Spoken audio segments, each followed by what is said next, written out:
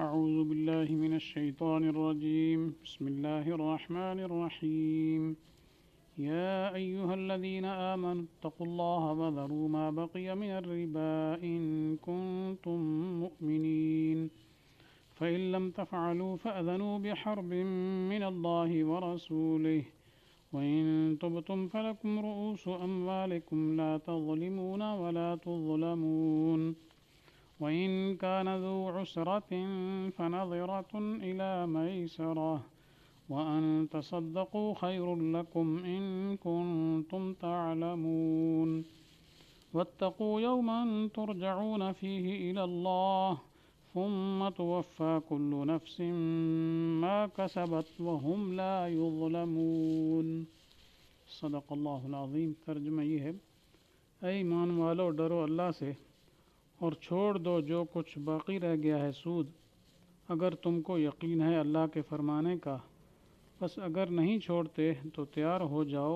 لڑنے کو اللہ سے اور اس کے رسول سے، اور اگر توبہ کرتے ہو تو تمہارے واسطے ہے اصل مال تمہارا، نہ تم کسی پر ظلم کرو اور نہ تم پر کوئی، اور اگر ہے تنگ دست تو مہلت دینی چاہیے کشائش ہونے تک، اور بخش دو تو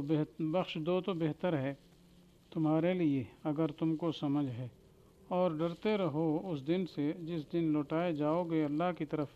پھر پورا دیا جائے گا ہر شخص کو جو کچھ اس نے کمایا، اور ان پر ظلم نہ ہوگا۔ تو سود کے متعلق احکام چل رہے تھے۔ اب اس آیت میں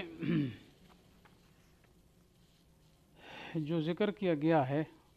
اس کا خلاصہ یہ ہے کہ سود ربا کی حرمت نازل ہونے کے بعد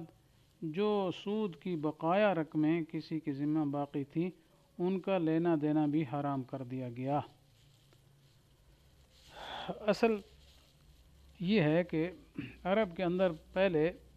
سودی کاروبار عام تھا، یہ رواج مختلف قبائل میں پھیلا ہوا تھا۔ تو پہلی آیتیں جو کہ آئی تھیں جس میں آ گیا تھا حرم الربا، اللہ تعالیٰ نے سود کو حرام قرار دیا۔ تو پہلے جو معاملات کر چکے تھے اور اس پر سود طے کر چکے تھے تو قرض دے چکے تھے، تو اب کچھ لوگوں نے تو کچھ سود لے لیا تھا، رقمیں کچھ لے لی تھیں، لیکن کچھ لوگ ایسے تھے کہ جن کے ابھی بقایا جات جو ہے وہ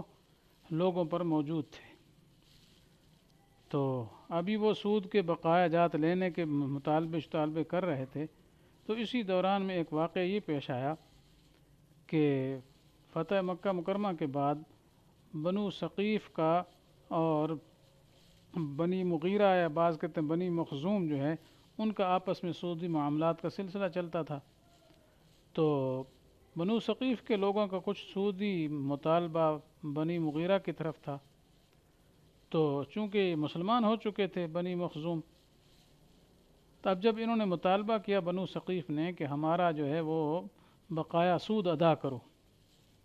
تو اگر بنو مخزوم مسلمان ابھی نہیں ہوئے تھے تو پھر تو انہوں نے مطالبہ کرنا ہی تھا چونکہ وہ کافر تھے، اور بعض روایات سے یہ معلوم ہوتا ہے کہ نہیں یہ مسلمان ہو چکے تھے لیکن وہ یہ سمجھے تھے کہ آئندہ کے لیے سود نہیں لگانا، لیکن جو سابقہ سود ہے وہ وصول کرنے میں حرج نہیں ہے۔ چنانچہ ان کا آپس میں جو جھگڑا تھا، تو یہ جھگڑا کیا مکہ مکرمہ کے جو امیر تھے اس زمانے میں، تو وہ حضرت معاذ تھے، بعض روایات سے معلوم ہوتا ہے، بعد میں حضرت عتاب اسید جو ہے وہ مکہ مکرمہ کے امیر تھے۔ تو انہوں نے پھر آپ صلی اللہ علیہ وسلم کی خدمت میں یہ خط جو ہے بھیج دیا، ان کے جھگڑا سارا لکھ بھیجا۔ تو اب اس کا کیا حکم ہے، کیا بقایا سود جو ہے وہ وصول کر سکتے ہیں یا نہیں کر سکتے؟ تو اس وقت جو ہے یہ آیت مبارکہ نازل ہو گئی، یہ کہ جس میں یہ حکم آ گیا یہ کہ اب جب کیا ہے اسلام نے سود کو حرام قرار دیا گیا ہے تو اب کوئی سودی معاملات جو ہے درست نہ رہے، تمام معاملات سود کی سابقہ جو ہے وہ ختم، اب جتنا کچھ سود ہے وصول نہیں کیا جائے گا، صرف اصل مال جو ہے وہ وصول کرنا جائز ہے جی، اور باقی سارا کچھ ختم۔ اسی وجہ سے آپ صلی اللہ علیہ وسلم نے خطبہ حجۃ الوداع کے موقع پر بھی اس کا اعلان فرمایا، اور اسی طریقے سے یہ بھی فرما دیا جی کہ جتنے جاہلیت کے سود مود تھے سب جو ہے اب ختم جی، اور اصل مال تمہیں ملے گا، نہ اس میں کمی تم کرو نہ کمی تمہارے مال میں کی جائے گی۔ اور سب سے پہلے آپ صلی اللہ علیہ وسلم نے فرمایا کہ سب سے پہلا ربا جو ہے وہ ہمارے اپنے چچا حضرت عباس بن مطلب کا سود ہے، جس کی بڑی بڑی رقمیں تھیں، وہ سارے کا سارا جو ہے وہ ختم، وہ نہیں لیا جائے گا۔ تو بہرحال یہ جو ہے حکم دیا گیا، یا ایھا الذین آمنوا اتقوا اللہ وذروا ما بقی من الربا، اے ایمان والو اللہ سے ڈرو اور جو باقی ہے نا سود اس کو چھوڑو، ان کنتم مومنین، اگر تم مومن ہو۔ تو عجیب انداز ہے قرآن پاک کا، چونکہ یہ کہ ایک طے شدہ سود ہے جس کے ملنے کی ان کو پہلے تیقن تھا یا امید غالب تھی، اب یکدم اس کو ناجائز قرار دیا جا رہا ہے، تو اب ظاہر بات ہے طبی طور پر ایک ناگواری ہو سکتی تھی، یہ حکم جو ہے اس کی اتباع گراں ہو سکتی تھی، تو اس لیے اللہ تعالیٰ نے اس آیت میں اس حکم سے پہلے بھی اللہ تعالیٰ سے ڈرنے کا حکم دیا، یا ایھا الذین آمنوا اتقوا اللہ، خدا سے ڈرو، اور آخر میں فرمایا ان کنتم مومنین، اگر تم مومن ہو۔ تو مقصد یہ ہے کہ دنیا کے پیچھے نہ لگ جاؤ، یہ اللہ تعالیٰ کے سامنے حاضر ہونا ہے، اعمال کا حساب کتاب ہونا ہے، آخرت میں عذاب و ثواب ہونا ہے، اس کا خیال کرو، ٹھیک ہے۔ تو جب مسلمانوں کے ذہن میں یہ آ جاتا ہے آخرت کی چیزیں، تو پھر اس پر عمل کرنا کوئی مشکل نہیں رہتا۔ اور ساتھ ساتھ یہ بھی فرما دیا اگر تمہارا ایمان ہے تو پھر چھوڑ دو، تو اشارہ یہ تھا کہ ایمان کا تقاضا بھی یہی ہے کہ اللہ تعالیٰ کے حکم کی اطاعت کی جائے، اور اس کی خلاف ورزی ایمان کے منافی ہے۔ تو بہرحال یہ اتقوا اللہ اور ان المؤمنین کے درمیان میں یہ حکم دیا گیا ہے۔ اس کے بعد اگلی آیت میں یہ فرمایا فَإِن لَّمْ تَفْعَلُوا فَأْذَنُوا بِحَرْبٍ مِّنَ اللَّهِ وَرَسُولِهِ، جی یہ بڑا سخت حکم کہ اگر تم نے ایسا نہ کیا، سود نہ چھوڑا، تو پھر اللہ تعالیٰ اور رسول کی طرف سے جنگ کے لیے تیار ہو جاؤ۔ تو مطلب ایسا شدید حکم ہے، ایسی شدید وعید ہے کہ کفار کے علاوہ کسی کے لیے قرآن و حدیث میں ایسی وعید نہیں آئی، بڑے بڑے گناہوں کی ایسی وعید نہیں آئی، لیکن اس سود کے ترک نہ کرنے کے لیے بڑی شدید وعید کیا ہے فرمائی گئی۔ تو یہ فرما دیا اگر تم نہیں چھوڑو گے سود کو تو پھر اللہ اور رسول کے ساتھ جنگ کے لیے تیار ہو جاؤ۔ البتہ آگے یہ فرمایا وَإِن تُبْتُمْ فَلَكُمْ رُءُوسُ أَمْوَالِكُمْ، اگر تم نے توبہ کر لی تو پھر تمہارا اصل مال تمہیں ملے گا۔ جی سود کو حرام بھی سمجھو اور سود